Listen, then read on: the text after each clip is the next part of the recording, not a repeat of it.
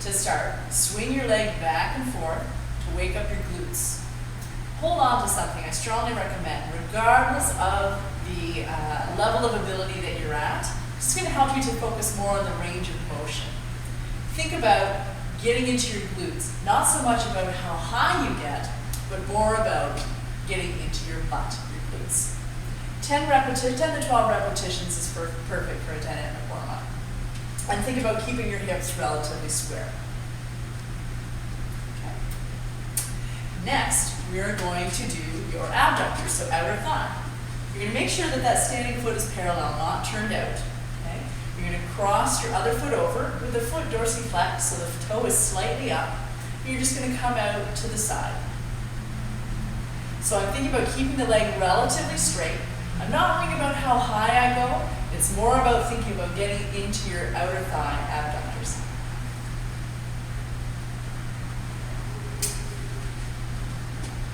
And the other side.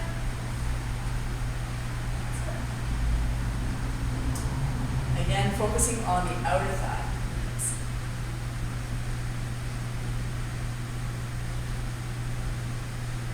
Excellent. And next, we have the hips.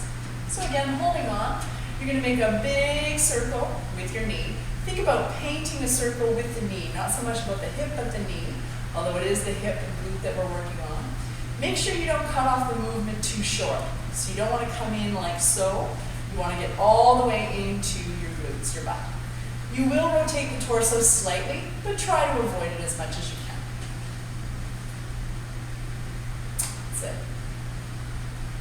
So again, going all the way out to the side, getting into your glute.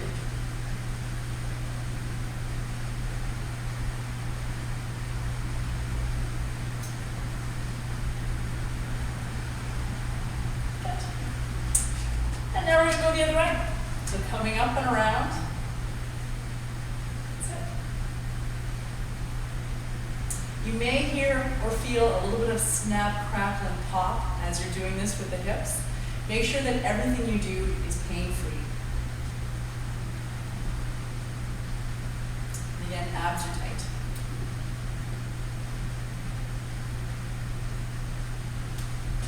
Next, we're going to do your hip flexor. So your hip flexor is right here above the quadricep, and that gets tight if you sit a lot for a prolonged period of time. You're going to make sure that your back foot is straight, so not turned out. That's tricky in terms of hip mobility, so double check with that. You're going to keep the weight in your heel in the front foot as you come forward and back, stretching your hip flexor. So the back heel can lift, but the front heel stays down so that you recruit your hamstrings and your glutes when you push off.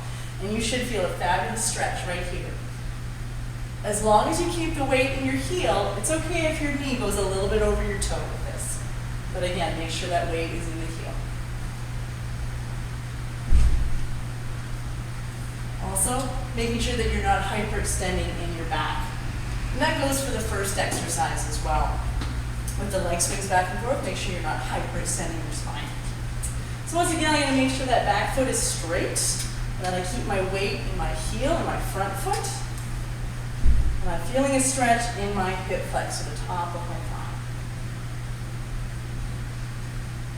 Keeping it dynamic, so we're moving through our stretching.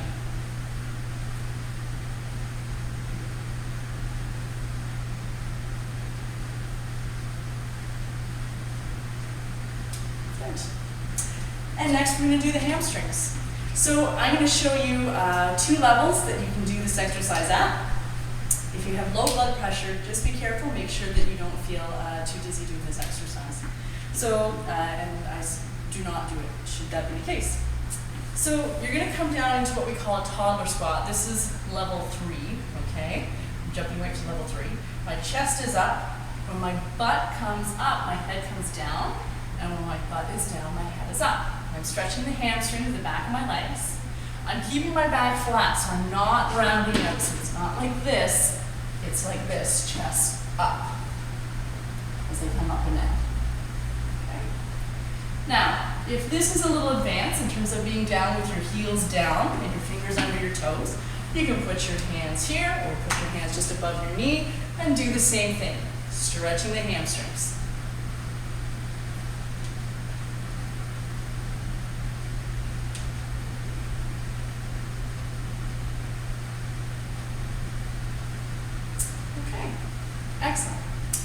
And next we're going to do your calves. So you're going to go up against the wall. What you're going to do, we're going to start with the soleus, part of the calf, and then we'll stretch with the gastrocnemius, another part of the calf. So what you're going to do is put one foot up against the wall in a dorsiflex position. Your other foot is going to trail just behind it. And you're going to know if you found the right spot if you can come forward and back, keeping the weight in your heels. So all the weight should be in your heels. You're going to think less about how far down you go and more about how far forward you can go. You should be feeling a stretch in your front calf. And again, always check in that your heels are down, you're pushing your heels into the ground. Switch. Forward and back. Stretching the calves. And again, it's the front calf we're focusing on. Pushing the heels down.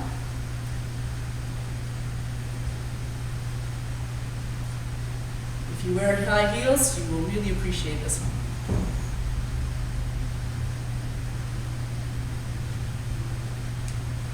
Okay, and next we're going to do the gastrocnemius, so a different part of the calf. You're going to make sure that your foot is just an inch or two away from the wall, and the other foot is going to trail just a couple inches behind it. And you'll know you found the right spot, once again, if you know that you can keep both heels down. If you can't keep your back heel down, then you want to move it a little closer towards the wall. And again, it's not about how far down I go, it's more about going forward. And you should be feeling this in your back calf.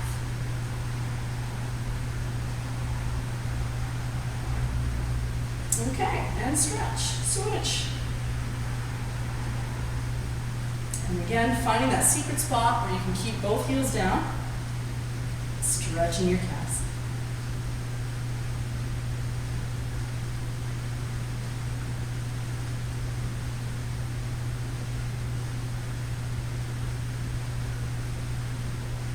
And last one. Excellent.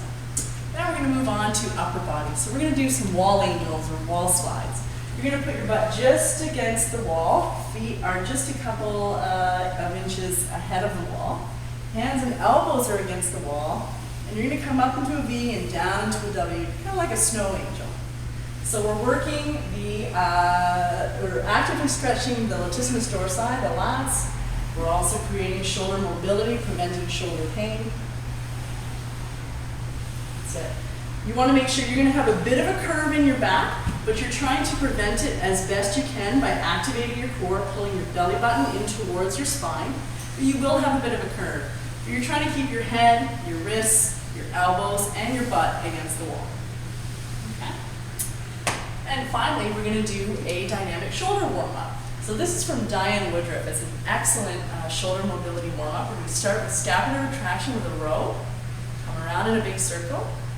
Do a pull, kind of like a lat pull down if you're familiar with that. And again, so it's row, out, big circle, and pull, up, big circle. So it's going to feel like it's an exercise that you're doing for your arms, but think more about using your back and your shoulders. Really find the tension and power from there. And when you're rowing, right here, you want to make sure that you're not bringing your shoulder, your humeral head forward. And you also want to make sure that you're not into your traps. So you're not pulling like this or forward like this. It's not this. Keeping up nice and tall. And nice row. Again, working in a pain-free range. So if you need to shorten up the range, that's okay. It is an overhead exercise. Both of them are. Both the wall slides in this, so do it carefully and pain-free in a range that's comfortable for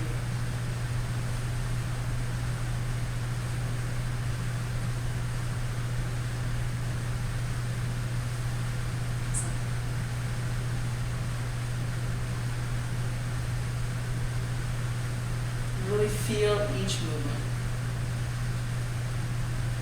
Excellent. And that's it. That's your dynamic stretching warm-up. If you take a few minutes to complete those exercises before your workout or on a daily basis, you will improve your performance and reduce pain, I guarantee it. My name is Charlene Carroll from Dexterity Fitness, helping you to train smarter than harder. For more tips and info, please visit dexterityfitness.com. Thanks for watching.